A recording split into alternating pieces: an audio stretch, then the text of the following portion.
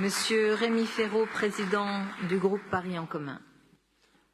Merci Madame la maire, chers collègues. Le 7 octobre dernier, Israël subissait sur son territoire une attaque d'une violence inouïe, planifiée et exécutée par l'organisation terroriste islamiste du Hamas, plongeant chacune et chacun d'entre nous dans la stupeur et l'effroi. Les images et les récits du 7 octobre 2023 sont un traumatisme et resteront gravés à jamais dans nos mémoires. Avant toute chose, je souhaite exprimer au nom de mon groupe notre solidarité au peuple israélien. Ces massacres de civils, ces pogroms, ces féminicides de masse relèvent de crimes contre l'humanité. Ils s'inscrivent dans la lignée mortifère des attentats islamistes de Charlie Hebdo et de l'Hyper-Cacher en janvier 2015, du 13 novembre 2015 à Paris, de Nice, de Saint-Étienne, du Rouvray, et malheureusement la liste est bien plus longue, comme des assassinats de Samuel Paty et de Dominique Bernard à qui nous venons de rendre hommage. Rien ne justifiera jamais la barbarie djihadiste dans aucun pays et sous aucun prétexte. Soutenir le peuple israélien dans le drame qu'il subit, c'est donc défendre une certaine idée de l'humanité.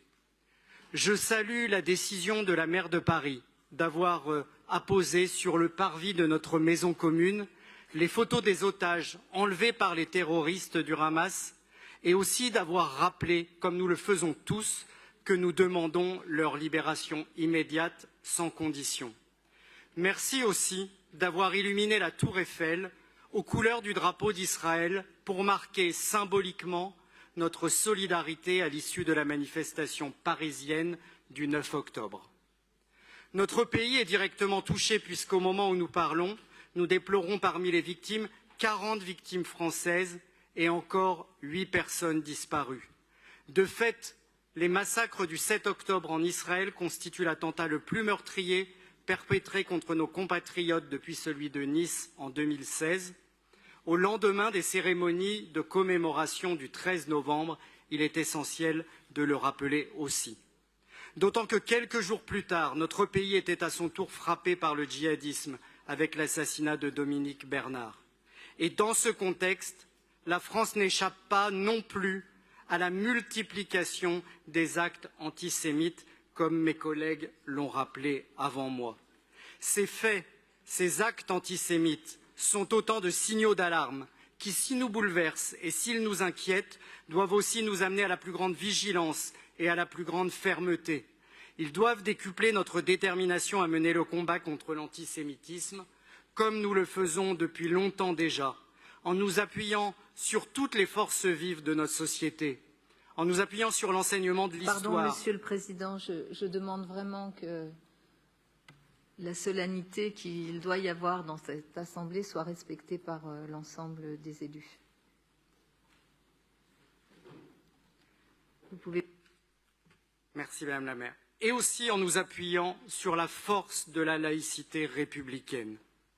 Paris a aussi le devoir, bien sûr, de participer à la protection des lieux liés à la communauté juive de Paris et nous voterons 2 délibérations en ce sens.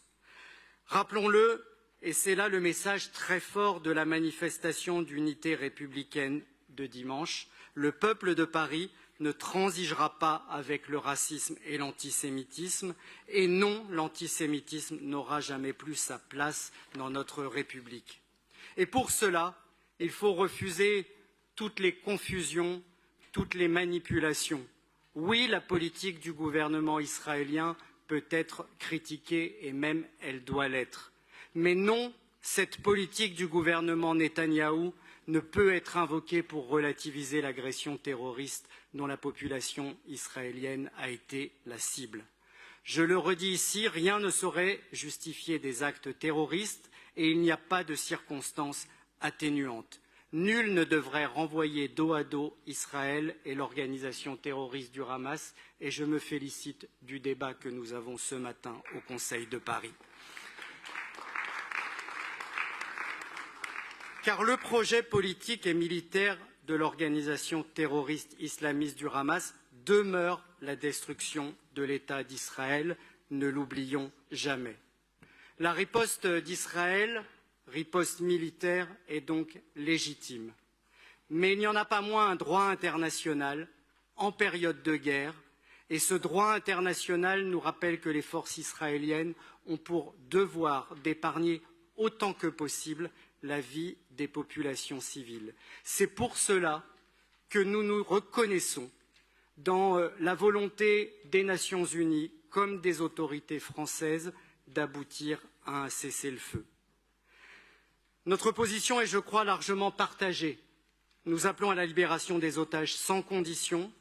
Nous appelons à une trêve humanitaire pour protéger les populations civiles dans l'entreprise d'éradication du terrorisme. Et nous appelons à la recherche d'une solution politique avec la relance du processus de paix entre Israël et l'autorité palestinienne. Il nous faut continuer, nous démocrates, à apporter notre soutien aux forces progressistes en Israël, en Palestine, qui continuent très courageusement à défendre le dialogue pour une solution de paix durable, car la seule solution juste, réaliste au conflit israélo-palestinien consiste en la reconnaissance de deux États souverains vivant côte à côte en sécurité. Paris s'honore d'avoir été et d'être aujourd'hui encore la capitale des droits de l'homme. Nous le savons, cette histoire singulière nous confère une responsabilité particulière. Elle nous oblige. Aujourd'hui, plus que jamais, nous sommes et nous serons aux côtés de toutes les victimes du terrorisme et de toutes les victimes d'un conflit qu'elles n'ont pas choisi. La délibération que nous examinons ce matin concerne ainsi l'aide d'urgence pour deux associations humanitaires intervenant en Israël et dans la bande de Gaza. Au-delà de l'aide matérielle qu'elle représente, et au-delà aussi des différences qui existent entre nous sur ces bancs, cette délibération marque, je crois, la force de nos valeurs, celle de notre ville, et notre solidarité indéfectible avec toutes les victimes du terrorisme et avec les victimes des conflits que celui-ci engendre partout dans le monde. Je vous remercie. Merci beaucoup à vous, Monsieur le Président.